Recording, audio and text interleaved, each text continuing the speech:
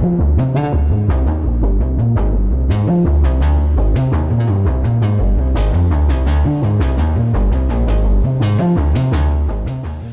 everyone, and welcome to my first YouTube video in English. Today we're gonna talk about sound design with Form, the latest thing from Native Instruments. I want to show you how I can turn a simple guitar sample like this into a powerful bass sound like this.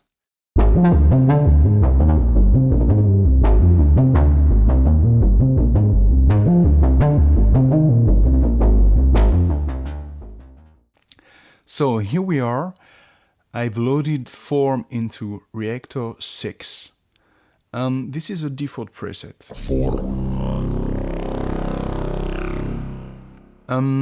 We can see that it is sample based, and we have a moving playhead here that we can control. We will see that a bit later. But now I'm gonna reset it, confirm. As you see, the sample hasn't changed. So I'm gonna put my own sample. I will go to sample select here, and I have a guitar sample, very short, very simple. I can preview it inside of Form and define some end points and beginning points, but it's already cut, so I'm just gonna load it. And if I play it, this is middle C and it's quite high, so first thing I'm gonna do is to pitch it down to have a different register, lower. Okay, same middle C, 2 octaves lower. I'm gonna flatten pitch. That means neutralizing the pitch variations that existed in the original sample. Very powerful feature. And since I want to make a bass sound, I will switch from poly to monorhythmic, so I cannot play different notes at the same time. Then I will shift the formants, which are a kind of resonance in the spectrum, down. To get something more down to earth. And I will activate tracking. That means depending on the note I'm playing, the formant will shift. I'd like to make this sound fatter, so I'm gonna use the additive oscillator right here. I can choose a waveform here, and I will raise the volume, and I can tune it differently if I want. It adds a second layer, which is nice for that kind of sound. Okay, maybe a formant a little higher. To make that fat sound, I'll go to FX2 and activate here warmth, which is the distortion in Form. You have two modes, digital and tube. I will stay with digital. Very nice.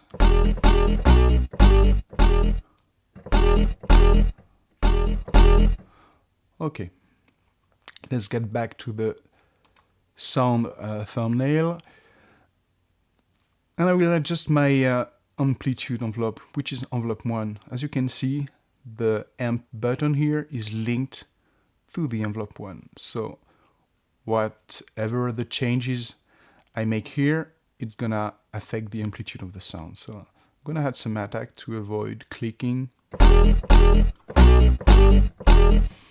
A longer decay. Sustain at the minimum because I want the sound to go to silence over time. And some release. Okay, but as you can see, since the speed of the playback is quite high, I can't really hear the length I have defined here. So I'm gonna change the speed here, activate snap to go over integer values, and I will read it at the fourth of the original speed.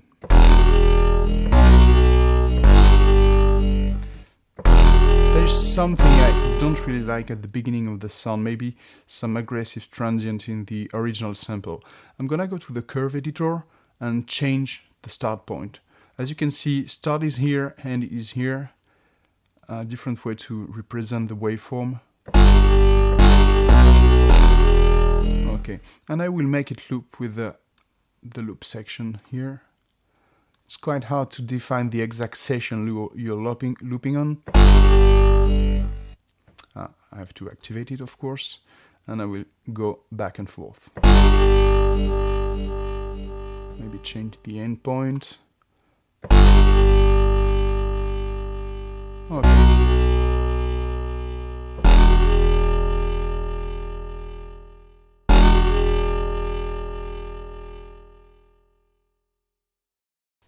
I think now is the time to add some internal modulation. I'll go back to sound here and modulate the cutoff of the filter with the second envelope. All you have to do in order to do that is to click on cutoff here and select among the 3 slots for modulation and select envelope 2.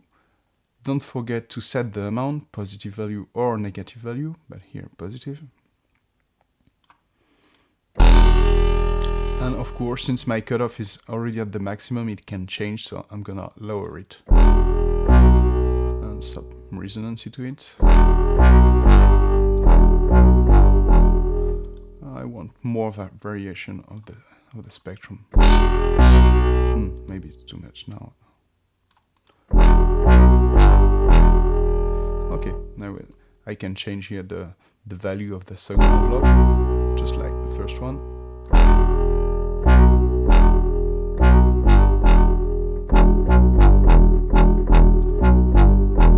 And the velocity button here, it says how much the envelope will affect the cutoff depending on the received velocity. So here, no action from velocity, but here, if I hit the note, the key slowly, very little variation here. But if I hit it stronger, you can see that the filter is moving a lot more. So this is nice to have some reactivity over your sound. Okay, let's use the mod wheel to control the amount of drive here. So I click on drive and I select MW for wheel, as you probably know. So now I'll put it a little down and here, mod wheel.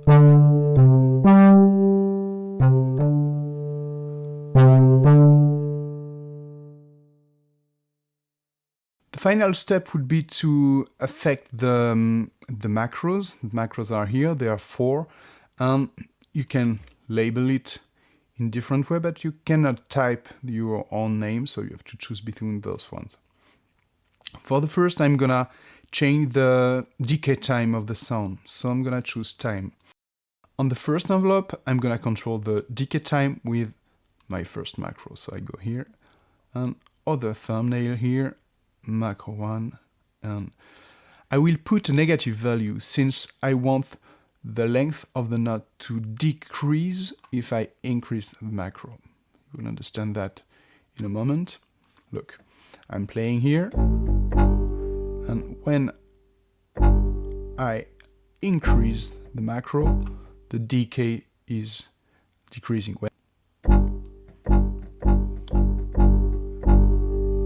And on the other side, it's going to be longer.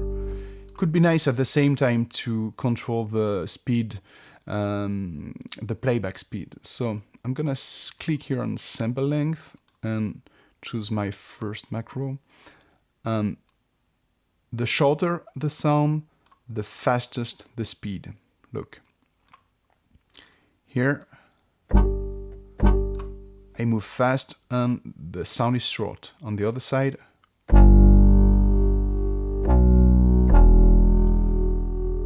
more decay and speed length is greater. With my second macro, I'm gonna control the spectrum. So I choose this label here and I'm going under the cutoff and assigning here to the second macro. And push it up. I'm gonna lower the resonance of the sound when the cutoff is increasing to avoid excessive ringing in the high frequencies. So I choose here and negative. Look what's going on now. When the cutoff is low, the resonance is high, so I get that nice acid touch, you could say. But when I go up, the cutoff is increasing, but the resonance here, it's decreasing.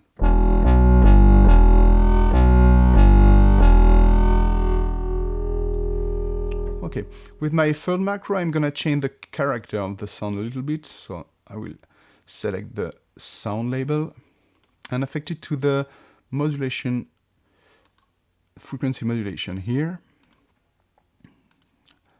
Just like in FM8, and the sound is modulated with an oscillator. Okay, and select macro 3 and here. I'm gonna change the macro to unipolar. Here. So the value here corresponds to the minimum here.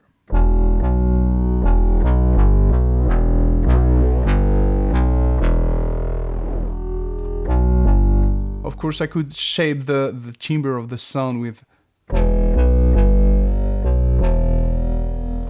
shaper, which is kind of a wave shaper, as the name implies, and multiply, which is a kind of hard sync.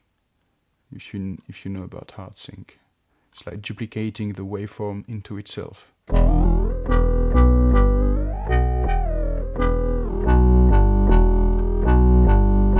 Okay, to your taste.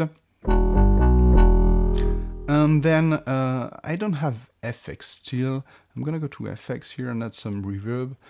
There are different types of reverb. I'm gonna go for the Unreal, which is nice, but very long. So I'm gonna decrease the size and the level as well, and damp a little the low frequencies and the high frequencies too. So it's gonna fit better in my mix later. Okay. And the dry wet here level will be on macro 4, unipolar 2. I want the minimum of the macro to be in line with what is defined here. I'm gonna name it FX.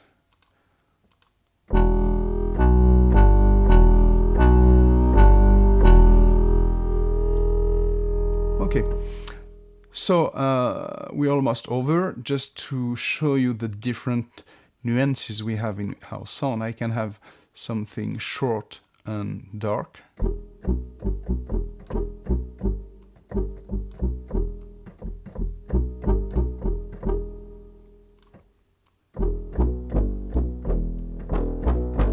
Or something longer and brighter, which I prefer,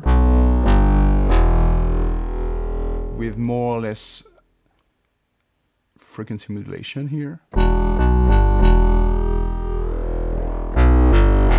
And with the module I can change the amount of distortion.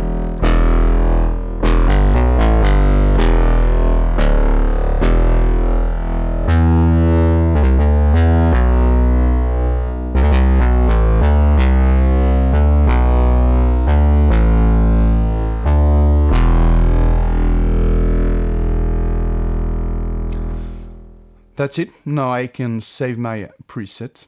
I go to the second tab here. And on user, I click add, and I will name it my nice bass.